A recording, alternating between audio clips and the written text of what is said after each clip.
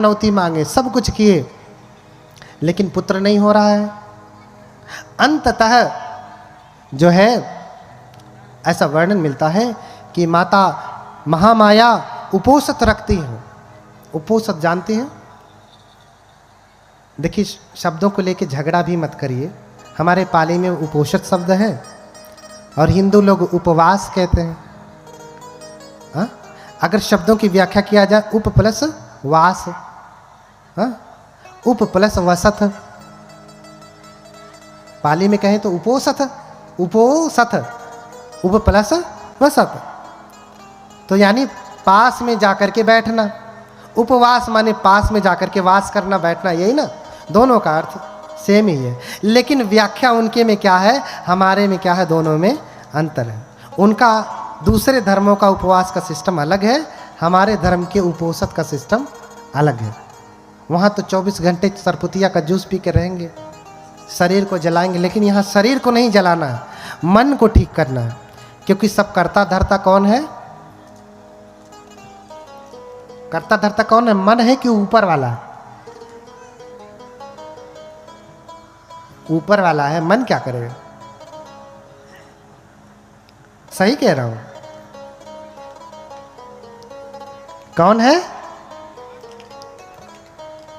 कौन है? ऊपर वाला है, ऊपर वाला। कर्ता धर्ता कौन है? ऊपर वाला। बोलिए भगवान बुद्ध की। इस शरीर के सबसे ऊपर कौन है? बहुत उधर आकाश में मत जाइए। कौन है? ऊपर वाला। ये जब ऊपर वाला गड़बड़ होता है तो एक्सीडेंट हो जाता है। पत्नी से झगड़ा करके गया, अब खिन्ने लड़ा दिया गाड़ी। कौन गड़बड़ हुआ? कौन नाराज हुआ? ऊपर वाला नाराज है। ऊपर वाला नाराज है, अच्छा इससे शादी नहीं हुई तो अब मैं जीऊंगा नहीं, मर गया। कौन नाराज हुआ? भैया कहते हैं ऊपर वाला नाराज हुआ इसलिए ऐसा। ऊपर वाला तो नाराज हो रहा है, लेकिन वहां कहां देखते हैं? हाँ, कहां देखना है? इधर देखिए, उधर का छोड़िए, कहां देखिए? इधर देखिए। ऊपर वाला ठीक है तो सब कुछ ठीक होगा। सब कुछ ऊपर वाले के ऊपर निर्भर है, जो चाहे ऊपर वाला कराए। इसीलिए भगवान ने कहा मनोपुब्बंगमा धम्मा मनोसेठा मनोमया। सारे धर्म, सारे कार्य किसके अनुसार है? मन के अनुसार। मन यानी ये ऊपर वाला, इस ऊपर वाले के अनुसार है। जो चाहेंगे सो करेंगे, किसके अनुसार? मन के अनुसार। तो ऊपर वाला ठीक हुआ। माता महामाया और सुद्धोधन उपोषित का पालन करते हैं। आगे उपोषित बताऊंगा। उपोषित कब कब रखना है, कैसे रखना है, उसका लाभ क्या है। और ये वैज्ञानिक आप मानते हैं तो ये भी आप मान के चलिए कि उसका लाभ भी आपको मिलेगा 100%, है ना। ये नहीं कि ठीक से किया कि नहीं किया, कैसे नहीं, आप करेंगे तो उसका लाभ मिलेगा ही। अगर आपने पढ़ाई किया है, परीक्षा दे रहे हैं तो रिजल्ट आना ही है, इसमें कुछ शंका की गुंजाइश नहीं। करेंगे तो होना ही है, फल मिलेगा। अब ये सुमेध बोधिसत्व अपने गर्भ का अवलोकन करते हैं कि किस गर्भ में जाऊं, कौन मेरी माता होगी। तो देखते हैं कि सुद्धोधन पिता होंगे और माता महामाया होंगी। इधर माता महामाया चूंकि उपोषित रखती थी तो इन्होंने उपोषित रखा। और कहते हैं कि पूर्णिमा के दिन में दान किया जाता है। माता महामाया उपोषित रखती हैं और मुक्त हस्त से दान करती हैं। क्या करती हैं? दान करती हैं। राज दरबार में बैठ करके जिसके पास भोजन नहीं था उसे भोजन दिया, जिसके पास वस्त्र नहीं थे उन्हें वस्त्र दिया, जिन्हें धन की आवश्यकता थी उन्हें धन दिया, जिन्हें आवास की आवश्यकता थी आवास बनवाने का आदेश दिया, आवास बना। जिन्हें जो जो चाहिए था उन्हें वो दिया। और जब धन दे रही हैं तो गिन नहीं रही हैं। हाँ? धन दे रही हैं तो गिनती नहीं है कि 10 रुपए दे रही हूं कि 20 रुपए कि 100 के 1000 के लाख ना। पात्र में है, हाथ लगाया, जितना आ गया दे दिया। आप दान करते हैं तो क्या करते हैं? पहले ही से फिक्स करके आएंगे, ऊपर वाले जेबा में रख के चल रहे हैं, इतना देंगे। और कभी कभी गलती से अगर प्री प्लान नहीं रहा, आ गए अचानक से और दान देना पड़ गया, तो अंगुली डाल के जेब में से वही 10 रुपये वाली निकले, 50 वाली निकले। अरे भैया तुम 12वें निकाल के जितना देना हो दे दो, क्या उसमें घबरा रहे हो इतना? नहीं देना तो मत दो, कोई आपसे जबरदस्ती तो वसूल नहीं कर रहा। लेकिन मन, ये ऊपर वाला कैसा है आपका? हाँ, देते समय त्याग की भावना होनी चाहिए। दान क्या है? त्याग है। परित्याग लक्षणा दान पारमी। भले प्रकार के त्याग की भावना ही दान है।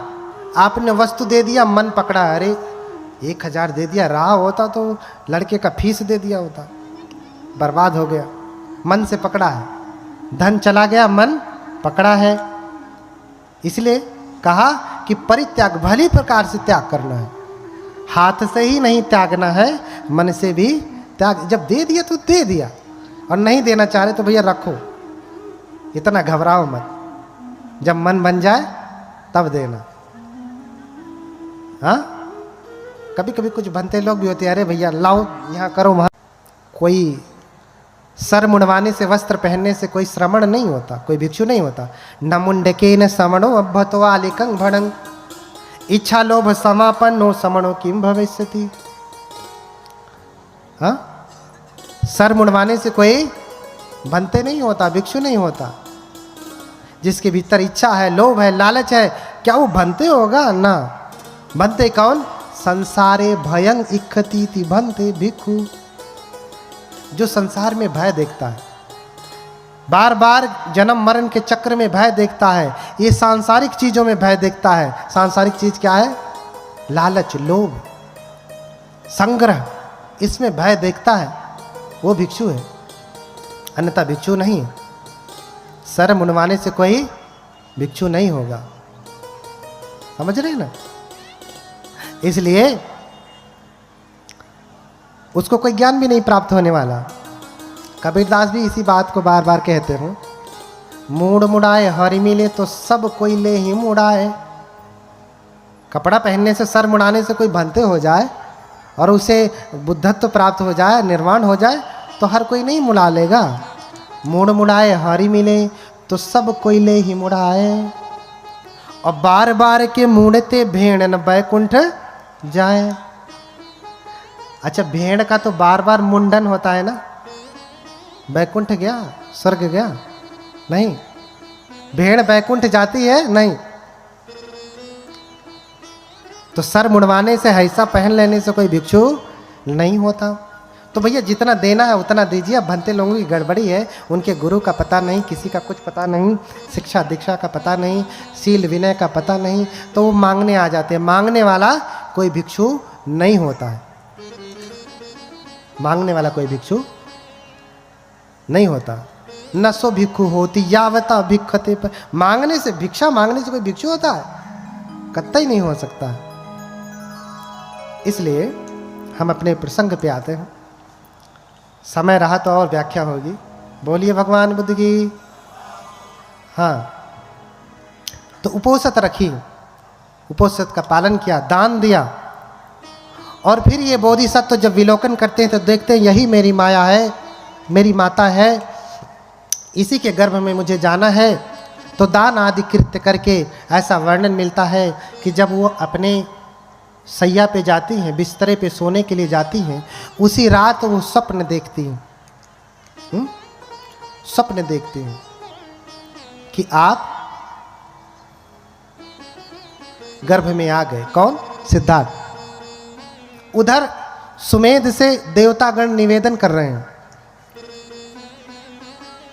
उधर देवतागण निवेदन कर रहे हैं हाथ जोड़ करके, कतंजलि ही देवे ही याचितो द्विपतुत्तमो संबोधायम तुहियं कालंति आदिना।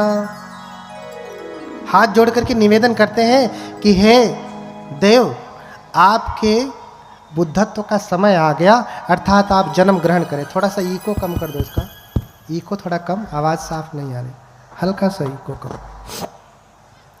आपके जन्म लेने का समय आ गया, अब आप जन्म लें। और इधर माता महामाया सोई हैं, सपन देख रही हैं। और देवताओं ने जब निवेदन किया तो निवेदन स्वीकार किया। माता महामाया स्वप्न देख रही हैं। क्या स्वप्न देख रही हैं? कि वो सोई हैं और उनकी सैया को चातुम महाराजी के देवता हिमवंत प्रदेश में उठा ले गए। अब स्वयं भगवान बुद्ध और उनका धम्म आप पढ़िए, बाबा साहब द्वारा लिखित। वो सोई हैं और उनकी सैया को चातु महाराजी के देवता हिमालय पे उठा ले गए। हिमवंत प्रदेश अर्थात हिमालय में ले गए। और फिर देवताओं की जो स्त्रियां होती हैं वो आती हैं, माता को लेकर के जाती हैं, स्नान कराती हैं, सुंदर वस्त्र पहनाती हैं और फिर सैया पे ला करके लिटा देती हैं। और फिर क्या देखती हैं कि माता महामाया लेटी हैं सैया पे और एक सफेद हाथी अपने सूंड में सफेद जो है कमल का फूल लेकर के सामने प्रकट होते हैं, आते हैं। और माता महामाया की 3 बार परिक्रमा करके दाहिने तरफ से माता महामाया की कुक्षी में प्रवेश करते हैं। कुक्षिम विशंतम गजवदहि माया देव्या विलोकेव कुलम नमामि। हाँ, क्या देख रही हैं? सैया पे लेटी हैं, सपने में देख रही हैं कि देवियों ने स्नान कराया, बिस्तरे पे लिटाया, लेटी हैं, सफेद हाथी आया सफेद पुष्प लेकर के, 3 बार परिक्रमा करके दाहिने तरफ से गर्भ में प्रवेश हो रहा है। कौन? हाथी पेट में घुस रहा है। कहाँ आदमी कहाँ हाथी, 100 गुना बड़ा। अब आप सोचिए, आप सपना देखें कि आपके पेट में हाथी घुस रहा है तो घबरा नहीं जाएंगे?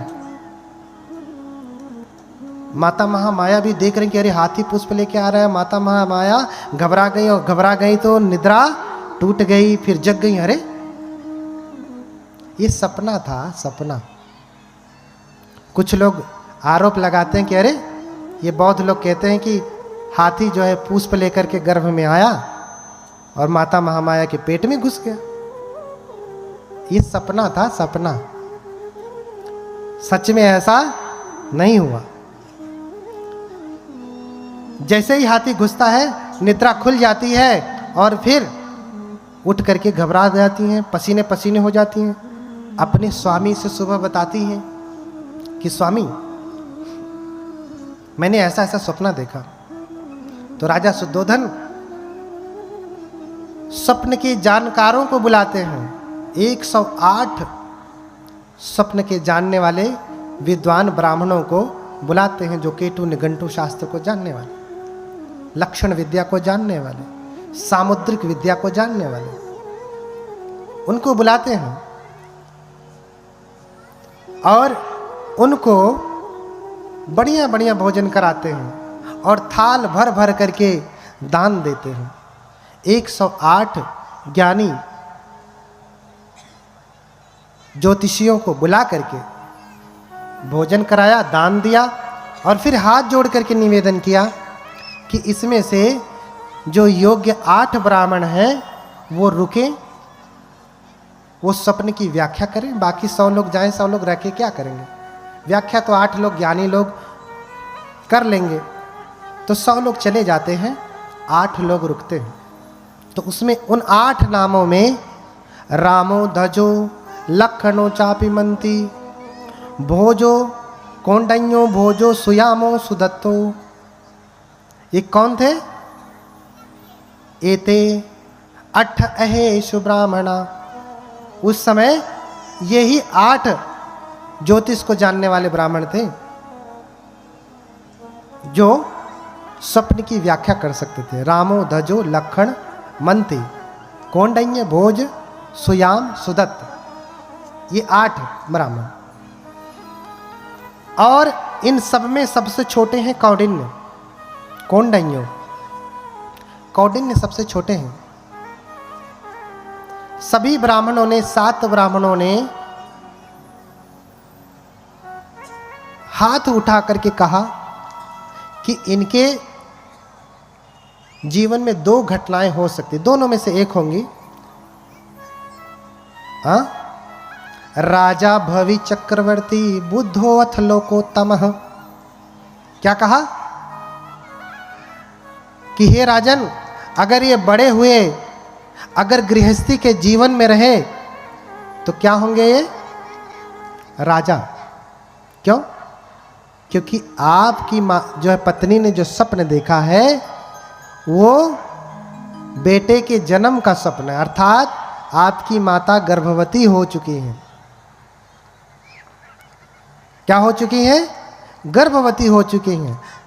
इसलिए उन्होंने सपना देखा, अगर ये बच्चा जन्म लिया, घर में रहा, गृहस्थी के जीवन में रहा तो चक्रवर्ती राजा होगा, और अगर घर छोड़ा तो बुद्धो अथ लोकोत्तमः, इस लोक का सबसे उत्तम पुरुष क्या होगा? बुद्ध होगा। या तो बुद्ध या फिर चक्रवर्ती राजा, दोनों में से एक ही हो सकते हैं, दूसरे नहीं। नाखो राजा द्वे वे गतियों, 2 गति नहीं है, एक ही गति, या तो राजा या फिर बुद्ध, ये 2 बातें कहते हैं। लेकिन कौंडिन्य जो सबसे छोटे हैं वो कहते हैं कि राजन, मैं 2 बातें नहीं कहूंगा, एक ही बातें कहूंगा। क्यों? क्योंकि आपने कभी कभी देखा होगा, भगवान बुद्ध को यहाँ पे बिंदी बना देते हैं ना, बिंदी। अगर आपने श्रीलंकन मूर्ति देखा होगा, प्रतिमा देखा होगा, श्रीलंकन बुद्ध, तो वहाँ ऐसे घुमा करके ऐसे ओडिमा रहती है ना, आपने देखा होगा, ऐसे घुमा करके। उसको क्या कहते हैं? आपने देखा है, क्या कहते हैं उसको? किसी को पता है? नहीं, बस हम कहते हैं बिंदी लगी है, टीका लगा है।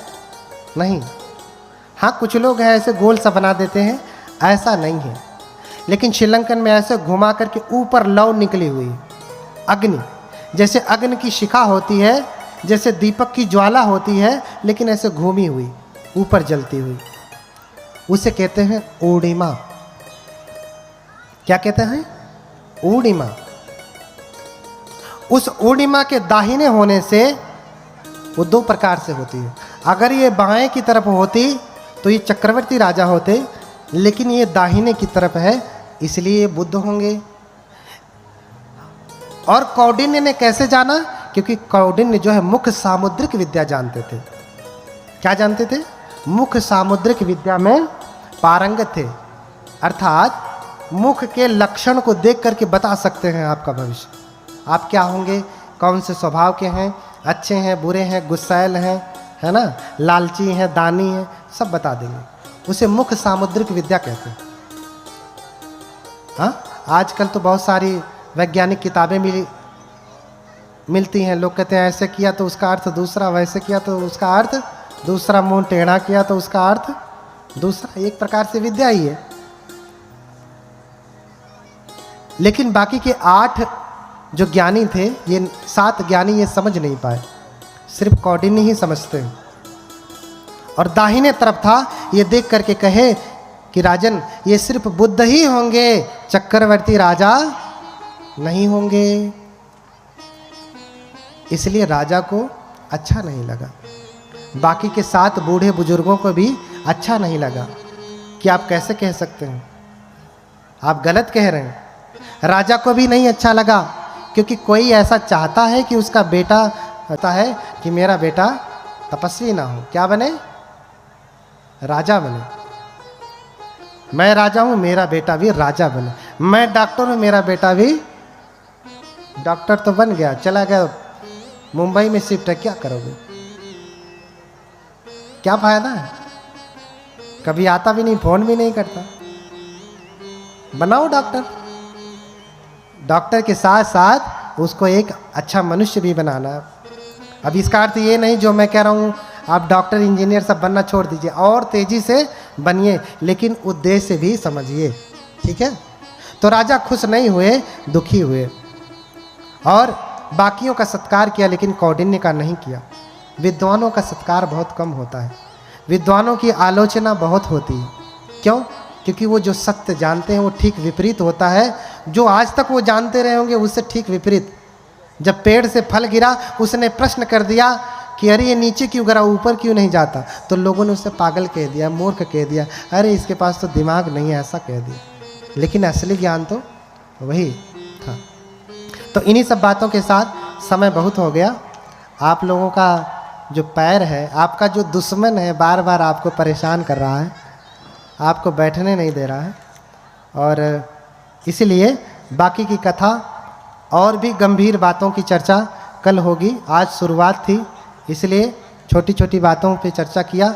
कल गंभीर जो है धर्म की चर्चा होगी।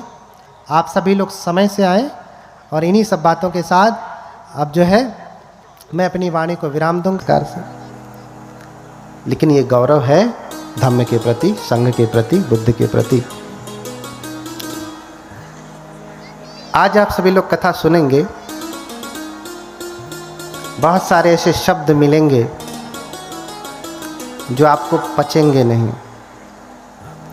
खाते ही उसमें उबाल आने लगेगा, जी मचलाने लगेगा सुनते ही। लेकिन ये 3 दिन का प्रोग्राम है। पहले दिन जी मचलाएगा, दूसरे दिन थोड़ा ठीक होगा, चौथे दिन रोग से मुक्ति हो जाएगी। शब्दों को लेकर के घबराने की आवश्यकता नहीं। 3 दिन अगर आपने ठीक से सुना तो आपको अधिकतम शब्दों के उत्तर मिल जाने हैं। इसलिए शब्द को लेकर के आप परेशान न होइए। कभी देवता, कभी देवलोक, अन्य अन्य चीज़ें आपको सुनने को मिलेंगी। चूँकि ये जो कथा होगी ये मूल त्रिपिटक से होगी। त्रिपिटक क्या है? ये हम लोगों का बौद्ध ग्रंथ है, बौद्धों का धर्म ग्रंथ है। और ये मूल त्रिपिटक जो पूरे विश्व में मान्य है, वो 6वीं संगीति का, 6वें संगायन का, वो संगायन जिसमें स्वयं बाबा साहब रहे हैं, डॉक्टर भीमराव अंबेडकर रहे हैं, जिस संगीति में, जिनकी देखरेख में, जिनके अनुमोदन से 6वीं संगीति संपन्न हुई है। इसलिए जो प्रमाण होंगे, जो शब्द होंगे, उन्हीं त्रिपिटक से हैं। अगर उसमें अशुद्धि होगी, गड़बड़ी होगी आपको समझने में, तो थोड़ा रुकिएगा, क्योंकि मैं जो कहूँगा वो बाबा साहब द्वारा अनुमोदित त्रिपिटक से ही कहूँगा, तो उसका अर्थ होगा, उसे आप समझिएगा। कभी कभी आपको लगेगा ये तो मिलावट है, किसी अन्य धर्म जैसा है। फिर से वही कहता हूँ कि ये बाबा साहब द्वारा 6वीं संगीति से अनुमोदित त्रिपिटक के अनुसार है। तो एक बार सभी लोग बोले भगवान बुद्ध की, बोलिए भगवान बुद्ध की, भगवान बुद्ध की। थोड़ा जगह ले सकते हैं, गर्मी हो रही है तो उधर पीछे तक जगह खाली है ना, थोड़ा सरक के बैठेंगे तो कम गर्मी लगेगी। देखिए, इसलिए हमने भी पंखा बंद करवा दिया, ताकि आपको ऐसा न लगे कि हम तो पंखा की हवा ले रहे हैं और आप गर्मी में बैठे। तो हम भी आपके जैसे पालथी मार के ही बैठे हैं, बस ऊंचा है। तो जितनी पीड़ा आपको होगी बैठने में, उतनी मुझे भी है। जितनी गर्मी आपको लगेगी उतनी मुझे भी लगेगी। इसलिए धैर्यपूर्वक सुने, क्योंकि हम ऐसे भगवान की कथा सुनाने जा रहे हैं। कथा तो बहुत सुनते हैं आप, कथा सुनने के बाद मन में प्रश्न आता है, या कभी कोई आपसे पूछता है कि अरे आप तो कथा सुन कर के आई हैं, आपके भगवान तो ऐसा कर लेते हैं वैसा कर लेते हैं, कभी हवा में उड़ जाते हैं, कभी ये लीला कर लेते हैं, तो आप लोग क्यों नहीं करते? हमें भी तो करना चाहिए ना। हम कक्षा में जा रहे हैं और गुरु हमें पढ़ा रहा है। क्या पढ़ा रहा है? कि पानी कैसे बनता है। और फिर कहे गुरु, शिक्षक कि चलो तुम भी H2O को मिला के पानी बनाओ, पूरा विधि बताया, तो आप बनाएंगे कि नहीं? बनाएंगे और बनेगा भी। और आप ये कह दें कि अरे वो तो वैज्ञानिक थे, उन्होंने बना दिया, हम कैसे बनाएंगे? तो फिर आपकी पढ़ाई का कोई अर्थ है? कोई अर्थ नहीं। ऐसे ही कथा आप सुनते हैं और सुनने के बाद कहा जाए तुम भी उस भगवान जैसे बनो, तो क्या उत्तर देते हैं? अरे वो तो भगवान है, वो तो सब कर सकते हैं, हम कैसे करें? हम तो इंसान हैं ना। तो फिर जब भाई भगवान है, उनका जीवन, उनका प्रसंग तुम्हारे लिए सार्थक नहीं, ये कक्षा तुम्हारे लिए सार्थक नहीं, तो सुनने का कोई अर्थ है? नहीं। इसलिए हम सभी लोग आज इकट्ठा हुए हैं कि जो कथा सुनेंगे, कैसे कोई एक व्यक्ति बुद्ध हो जाता है, जिनकी तस्वीर लगी है, इधर पीछे भी लगे हैं। कैसे कोई एक व्यक्ति माँ के गर्भ से ही जन्म लेकर के बुद्ध हो जाता है, और हम सभी माँ के गर्भ से आकर के ठीक से मनुष्य भी नहीं हो पाते हैं। सारा जीवन पशु का जीवन रह जाता है। क्या कारण है? क्या कारण है? तो आपको ये चरित्र सुनना पड़ेगा। अगर आप ठीक से सुनेंगे तो आपके जीवन में भी परम भगवत्ता जगेगी, आप भी भगवान हो सकते हैं। भगवान कौन?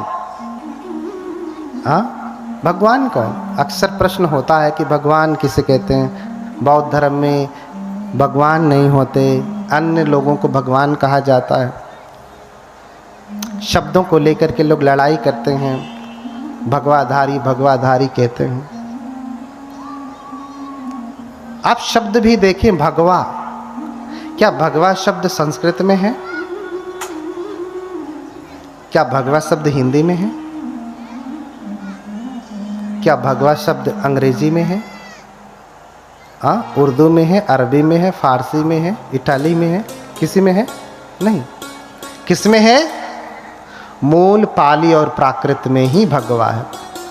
प्राकृत में भी भगव शब्द है, पाली में भगवा है। और अगर हम ये कहें कि ये भगवाधारी भगवाधारी, तो आप किसको कह रहे हैं? बुद्ध को कह रहे हैं। किसको कह रहे हैं? बुद्ध को कह रहे हैं। क्यों? क्योंकि पाली में ही भगवा शब्द होता है, किसी अन्य भाषा में नहीं होता। और पाली बुद्ध की मूल भाषा है। पाली बुद्ध की मूल भाषा। इसलिए भगवा शब्द समझे। भगवान किसे कहते हैं? भगवा माने भगवान। हिंदी में करेंगे तो भगवान हो जाएगा, हिंदी में भगवान हो जाएगा। पाली में कहेंगे तो भगवा हो जाएगा, भगवतो हो जाएगा, भगवंत हो जाएगा। भगवंत नॉमिनेटिव केस में भगवा भगवंत ही होता है। कथा में लिखा है ना, बुद्ध चरित भगवंत कथा। अब भगवंत से भी आपत्ति होती है। विभक्ति पढ़ेंगे, जैसे हर शब्द का रूप होता है। बालक का संस्कृत में बालक है, बालक बालक होता है ना, ऐसे पाली में बालको बालका होगा, दो ही वचन होते हैं। और भगव शब्द का, भगवा शब्द का भगवा ही होगा, भगवंत होगा। पहले ही विभक्ति एक वचन में, नॉमिनेटिव सिंगुलर केस में, पठमा एक वचन में आपको भगवा भगवंत ही होगा। तो भगवा किसे कहते हैं? भगवान किसे कहते हैं? तो कहा कि भग रागोति भगवा। भगवान किसे कहा? भग रागोति भगवा, भग दोषोति भगवा, भाग्य मोति भगवा, भाग्यस पाप का धमा, भगवाते न उच्चति। जिसने राग को भग्न कर दिया, क्या कर दिया? राग को भग्न कर दिया। राग क्या है? हमारी पांचों इंद्रियों के द्वारा जो आकर्षण होता है वही राग है। जैसे आंख से रूप देखा, रूप क्या है? जो भी चराचर जगत में दिखाई दे रही है आंखों से, ऑब्जेक्ट जो भी है। हम आंख से सुंदर स्त्री देखते हैं तो क्या पैदा होता है? क्या पैदा होता है? राग कि बड़ी सुंदर स्त्री है। कोई स्त्री पुरुष को देखती है इन्हीं आंखों से तो क्या पैदा होता है? चक्षुना संपस्सजो रूपं उपपज्यति चक्षु विज्ञानम। जब आंख से हम रूप देखते हैं तो क्या पैदा होता है? चक्षु का विज्ञान पैदा होता है। वो अच्छा और बुरा दोनों हो सकता है।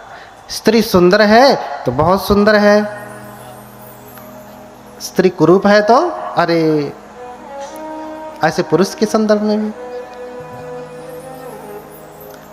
तो जिसने राग को भग्न कर दिया, आंखों से हम राग पैदा करते हैं। देखिए, हम हर चीज से स्वाद लेते हैं, स्वाद नहीं लेते। जिस चीज में स्वाद नहीं है वो चीज आप कभी भी नहीं खाते। अच्छा, स्वाद आपने स्वाद लिया है? किस किस चीज से स्वाद लिया है बताएं?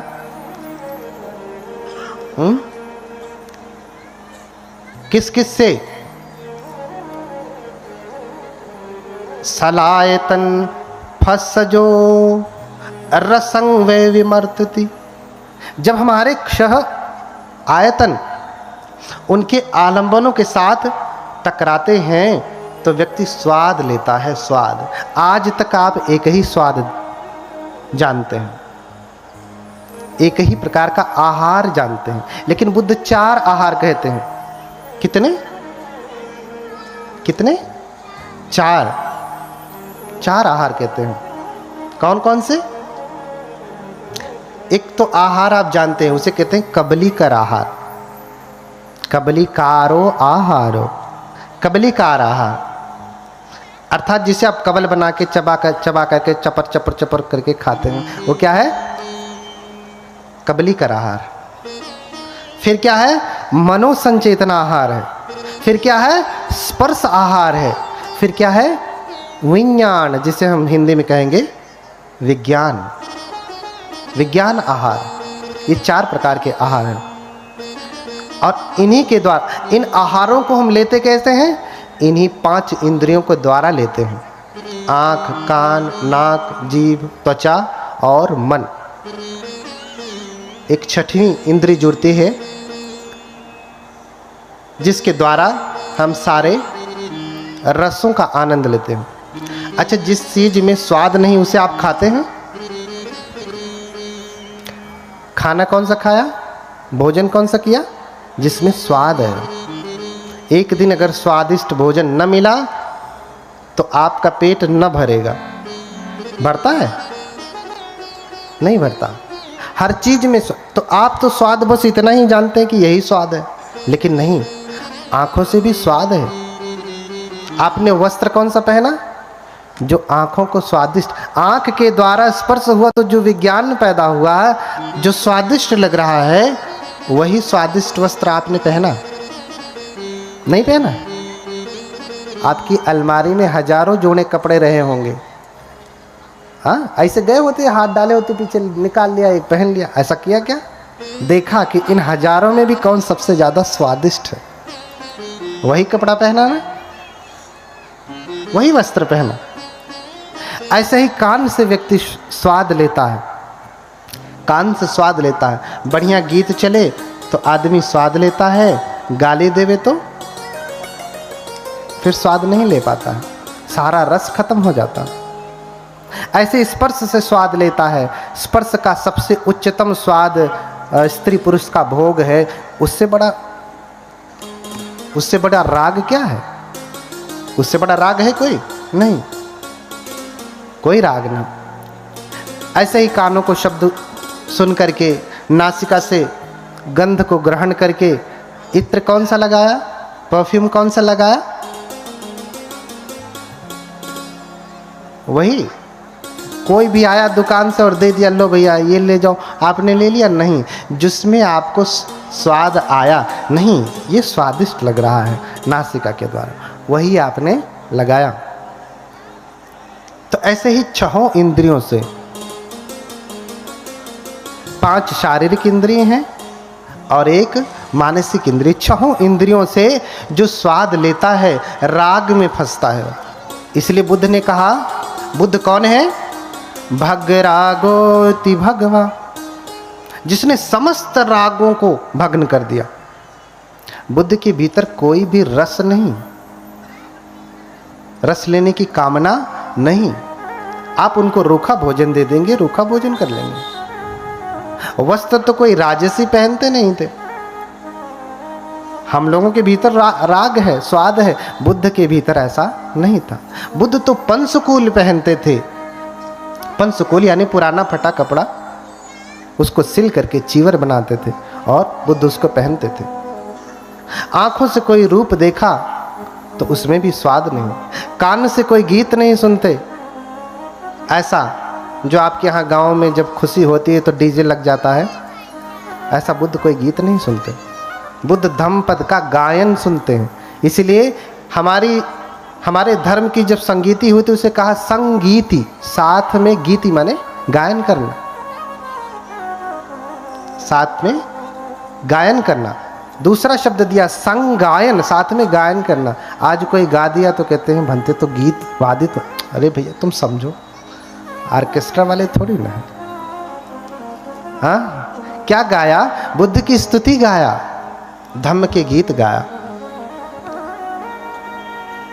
तो भग रागोति भगवा, जिसने राग को भग्न कर दिया। भग दोषोति भगवा, जिसने दोष को भग्न कर दिया। दोष कहेंगे हिंदी में तो द्वेष होगा। किसी भी प्रकार की ईर्ष्या, जलन, क्रोध, अहंकार, ये सब कुछ जिसने त्याग दिया।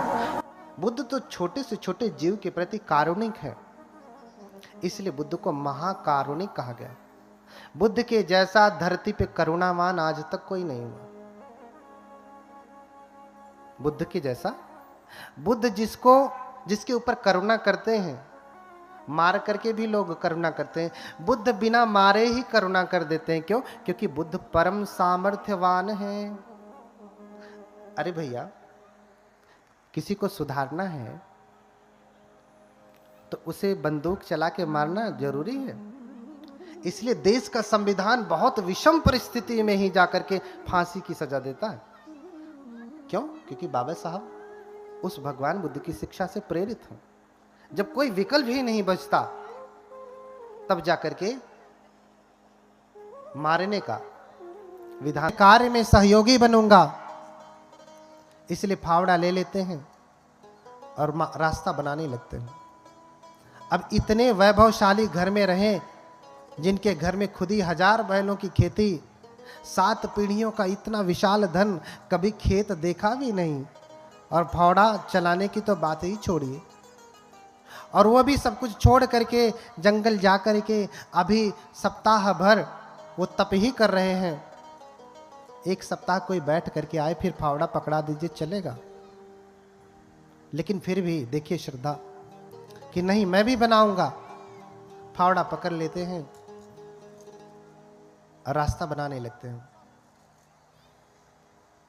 लेकिन उनसे बनता नहीं। भगवान आने वाले हैं और भगवान आने लगते हैं। दीपंकर बुद्ध आने लगते हैं दूर से ही। हाँ, दूर से ही भगवान को देखते, वो भगवान बुद्ध आ रहे हैं, और सब लोग चिल्लाने लगते, भगवान आ रहे हैं, भगवान आ रहे हैं। आगच्छति भगवान, आगच्छति भगवान, आगच्छति भगवान। अरे देखो देखो, भगवान आ रहे, भगवान आ रहे, भगवान आ रहे हैं। सब चिल्लाने लगे। अब वो देखते हैं कि अरे भगवान आ रहे हैं, लेकिन अभी इनके हिस्से का जो रास्ता बनाना था ये बना नहीं पाए, सफाई नहीं कर पाए। अभी पानी बह ही रहा है, कचरा बह ही रहा है, थोड़ा सा बचा है। अब भगवान अगर आएंगे तो उनके पैरों में पंख लग जाएगा, कीचड़ लग जाएगा। सोच रहे हैं भगवान, अश्वमेध तपस्वी, क्या करूं? भगवान आ रहे हैं, क्या करूं? भगवान आ रहे हैं, क्या करूं? समझ में नहीं आ रहा। अब तो भगवान दिख गए, अब इतनी जल्दी बनेगा भी नहीं। चाहते तो रिद्धि बल से बना लेते, नहीं बनाया। हाथ से मेहनत करके, शरीर से श्रम करके बना रहे हैं और नहीं बना। तो भगवान धीरे धीरे आते हैं और नजदीक पहुंच जाते हैं। अब क्या करें? अब नजदीक पहुंच गए तो इधर से गुजरेंगे भगवान तो उनके पैरों में कीचड़ लग जाएगा। इसलिए क्या करते हैं कि भगवान के पैरों में कीचड़ ना लगे, वो वहीं पे तुरंत जो है अपना सर नीचे करके, पीठ ऊपर करके लेट जाते हैं कि भगवान अकमित्वा भगवा गच्छति हिताय में भविष्यति। भगवान मेरे ऊपर चल करके जाएंगे तो मेरे लिए क्या होगा? सुख का कारण होगा, ये मेरा कल्याण सिद्ध हो जाएगा, जो करना चाहता हूं वो पूर्ण हो जाएगा। भगवान के चरण रज अगर मेरे ऊपर पड़ गए तो। बोली भगवान बुद्ध की इतनी श्रद्धा। अब भगवान आते हैं, पास जैसे ही लेटे देखते हैं तो भगवान, पहली बात तो भगवान किसी को कुचलते नहीं। बुद्ध किसी के ऊपर चल करके नहीं जाते, चाहे कितना ही उसका मंगल सिद्ध होने वाला हो, कितना ही मंगल सोच करके वो लेटा हो, लेकिन बुद्ध कभी उसके ऊपर चलेंगे नहीं। क्योंकि भगवान बुद्ध जानते हैं कि तद्धर्म सर्वदेही नाम। ये मनुष्य जो आज लेटा है या संसार के जितने भी प्राणी हैं, सब में बोधि का बीज है। सब में क्या है? बोधि का बीज है। अगर कोई एक व्यक्ति बुद्ध बन सकता है तो संसार के समस्त प्राणी भी बुद्ध बन सकते हैं। अगर एक चने का बीज जम सकता है तो जितने चने उगाते हैं लगभग सभी जम सकते हैं। जमते हैं कि नहीं? आप जितना चना बोइए, अगर 100 आप बोएंगे तो आप समझिए कि 99 जमेंगे ही। ऐसे ही समस्त मानव जाति जो है उसमें बुद्धांकुर है। क्या है? उसे बुद्धांकुर कहते हैं। इसलिए इसी मऊ जिले में एक बुद्ध विहार है जिसका नाम क्या है? बुद्धांकुर। बुद्धयान भीम ज्योति बुद्ध विहार। हर प्राणी क्या है? बुद्धांकुर है, बुद्ध का अंकुर है, बुद्ध बन सकता है। इसलिए बुद्ध किसी को कुचलते नहीं, बिना बुद्ध के कुचले ही मंगल होता है। बुद्ध के दर्शन मात्र से ही मंगल होता है। इसलिए कहा श्रमणानंच दर्शनं, श्रमणों का दर्शन करना, दर्शन मात्र से ही मंगल हो जाता है, कुचलने की आवश्यकता नहीं। और आते हैं, रुकते हैं, फिर पूछते हैं सुमेध से कि तुम क्यों लेटे हो? देखिए, प्रश्न होता है कि सभी बुद्ध पूछते हैं। एक तो प्रश्न ये पैदा होता है कि बुद्ध अगर सच में लोगों के मन की बात जानते हैं तो पूछते क्यों हैं? और पूछते हैं तो इसका मतलब जानते नहीं। यही हुआ ना? बोलिए भगवान बुद्ध की।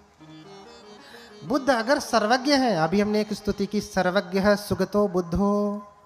क्या कहा? सर्वज्ञ, सब कुछ जानने वाले। क्या है?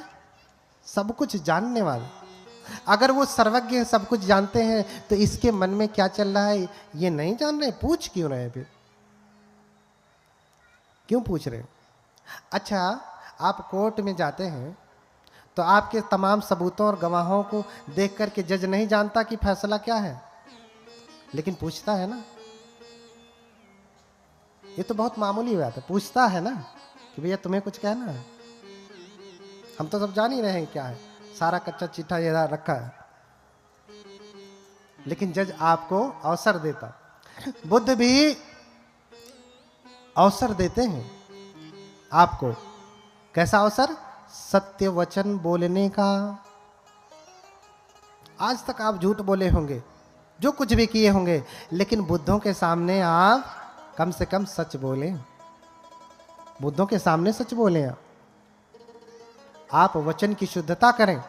इसलिए बुद्ध जानते हुए, भगवता जानता पश्यता पुच्छति, भगवान जानते हुए देखते हुए पूछते हैं। फिर पूछ लिया कि क्यों लेटे हो, इस प्रकार लेटने से तुम्हारा क्या सिद्ध होने वाला है?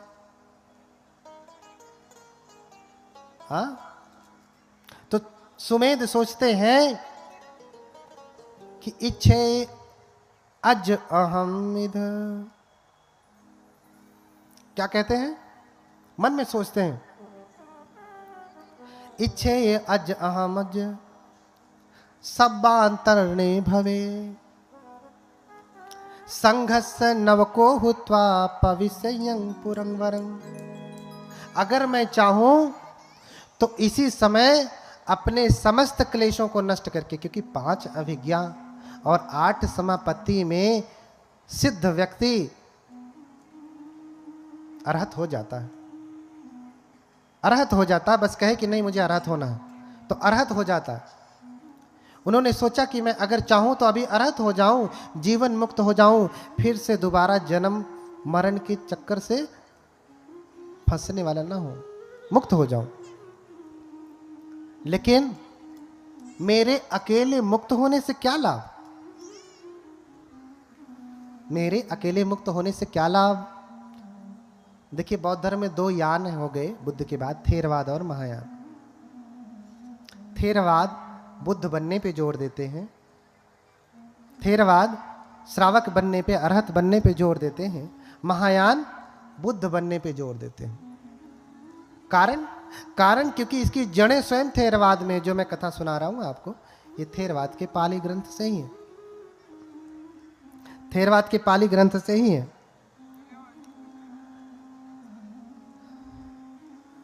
तो उसमें खुद ही कह रहे हैं,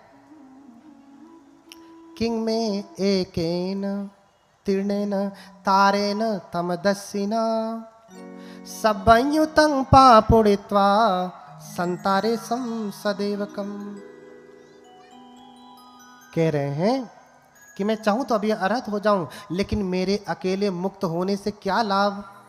ये सारे लोग तो दुखी ही रह जाएंगे। इनको कौन तारेगा? इनको कौन तारने के मार्ग पे लेकर के जाएगा? इसलिए संघर्ष नवको हुत्वा पविष्यं पुरं वरं।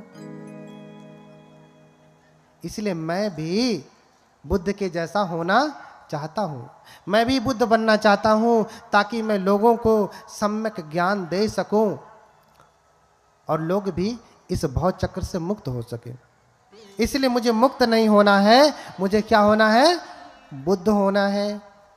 तो जब दीपंकर पूछते हैं कि तुम क्यों लेटे हो, तो इतना कुछ विचार करके, इच्छेवं विचिंतयित्वान निपन्नो सो जिनंकुरो, ये कुछ जो सोच करके सुमेध लेटे हुए थे, अब बुद्ध से कहते हैं कि हे भगवान, मैं भी आपके जैसा बुद्ध होना चाहता हूं। बुद्ध का अर्थ क्या है? बुद्धति अर्य सच्चानीति बुद्धो, जो आर्य सत्य को जानता है। बोधेता पजायाति बुद्धो, और उस सत्य को जानते ही नहीं, दूसरों को भी उसका अवबोध कराते हैं। ये क्षमता सब में नहीं होती। ज्ञान तो जान जाएंगे, बुद्ध के अलावा भी और बुद्ध होते हैं, जिसे कहते हैं पच्चेक बुद्ध। उससे पच्चेक बुद्ध कहते हैं। वो भी बुद्ध जैसे सामर्थ्यवान होते हैं, लेकिन उन्हें धर्म का ज्ञान है किंतु दे नहीं सकते, ये गुण ही नहीं। बहुत सारे ऐसे लोग हैं जो परम ज्ञान से समन्वित हैं, लेकिन वो दूसरों को ज्ञान जब देंगे तो कोई सुनता नहीं, या तो लोग उठ के भाग जाएंगे, क्या बोल रहा है। क्यों? क्योंकि वो पारमिता पूरी करके नहीं आए। ज्ञान है, बहुत ज्ञान है, लेकिन देने का बल नहीं है, देने का सामर्थ्य नहीं है। इसलिए बुद्ध के पहले भी बुद्ध होते हैं, पच्चेक बुद्ध होते हैं, श्रावक बुद्ध होते हैं, है ना। तो मैं भी आपके जैसा बुद्ध होना चाहता हूं। मुझे आशीर्वाद दें कि मैं भी बुद्ध बनूं, आपके जैसा बनूं। और फिर दीपंकर बुद्ध सोचते हैं कि क्या ये सच में बुद्ध बनेंगे। तो अपने दिव्य चक्षु से देखते हैं कि क्या ये बुद्ध बनेंगे। तो देखते हैं, क्या देखते हैं कि ये बुद्ध बनेंगे। ये क्या बनेंगे? बुद्ध बनेंगे। कितने कल्पों के बाद? कप्पे सतसहस्र च चतुरो च असंख्य। इतने कल्प के बाद, जिसकी अभी हमने व्याख्या की। ये बुद्ध बनेंगे। और इनकी माता कौन होंगी? महामाया होंगी। और पिता कौन होंगे? शुद्धोधन। पिता च शुद्धोधनस्तु तत्र तत्र पतिरूप जन्नी गुणान्विता। पिता भी वो शुद्धोधन होंगे और माता महामाया भी वहां वहां होंगी। ऐसा कहा, ऐसा देखा। और फिर जब उन्होंने कहा कि हे भगवान मुझे भी बुद्ध होना है, तो दीपंकर बुद्ध ने अनुमोदन किया, आशीर्वाद दिया। एवं होतु, जिसे आप कहते हैं तथास्तु संस्कृत में। बुद्ध ने क्या कहा? एवं होतु, आशीर्वाद दिया, ऐसा ही हो, जो तुम चाह रहे हो ऐसा ही हो। और ऐसा कह करके स्वयं दीपंकर बुद्ध सुमेध तपस्वी की 8 बार परिक्रमा करते हैं और 8 मुट्ठी पुष्प से उनकी पूजा करते हैं। पूजे ही 8 मुट्ठे ही पुष्पे ही गुणक्वयो। उन्होंने 8 मुट्ठी पुष्प से क्या किया? पूजा किया। 8 बार प्रदक्षिणा की, प्रणाम प्रदक्षिणा। आप कभी भी सारनाथ आइए और जब आप आएंगे तो देखेंगे कि जितने बौद्ध धर्मावलंबी हैं, विदेशी जो परंपरागत बौद्ध हैं, वो सारनाथ के धम्मक स्तूप की परिक्रमा करते हैं। क्या करते हैं? परिक्रमा करते हैं। 3 बार, 5 बार, 7 बार, 8 बार परिक्रमा करते हैं। सैकड़ों बार परिक्रमा करते हैं। और लामा जी लोगों को देखेंगे तो वो तो 108 बार, हर दिन 108 बार परिक्रमा करते हैं। हर दिन कम से कम 108 बार पंचांग प्रणाम करते हैं, जैसे अभी हम लोग कर रहे थे। ये पंचांग था, अष्टांग लेट करके होता, ये पंचांग प्रणाम था। तो कम से कम 108 बार परिक्रमा करते हैं, 108 बार पंचांग प्रणाम करते हैं। दीपंकर बुद्ध ने सुमेध की 8 बार परिक्रमा की। बुद्ध स्वयं बोधिसत्व की परिक्रमा कर रहे हैं। क्यों? क्योंकि ये भी होने वाले बुद्ध हैं, ये भी होने वाले बुद्ध हैं। तो दीपंकर बुद्ध सुमेध के शरीर की परिक्रमा नहीं कर रहे हैं, आप तो किसकी परिक्रमा कर रहे हैं?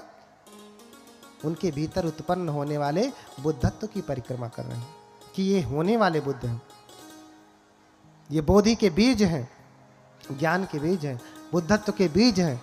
आज नहीं तो कल, जो कल्प पूरा होगा तो ये बुद्ध बनेंगे। और उनका देखा देखी उनके शिष्य भी 8 मुट्ठी पुष्प से उनकी पूजा करते हैं। अब आपके मन में प्रश्न होगा, 8 ही बार क्यों, 8 ही मुट्ठी पुष्प से पूजा क्यों किया? 10 क्यों नहीं किया? 20 कर लेते, या एक ही मुट्ठी क्या कम था? है ना? बोलिए भगवान बुद्ध की। क्योंकि जितने भी बुद्ध जब ज्ञान प्राप्त करते हैं, जितने भी बोधिसत्व जब बुद्ध बनते हैं, ज्ञान प्राप्त करते हैं, बुद्ध होते हैं, तो वो धर्म चक्र चलाते हैं। और धर्म चक्र अष्टांगिक मार्ग ही है। इसलिए 8 अंगों वाला मार्ग, 8 अंगों वाला धर्म चक्र ये चलाएं। इसलिए 8 बार इनकी परिक्रमा की। बोलिए भगवान बुद्ध की। आप भी जब जाएं धम्मक स्तूपा में तो परिक्रमा करें। कितनी बार? 8 बार। क्यों?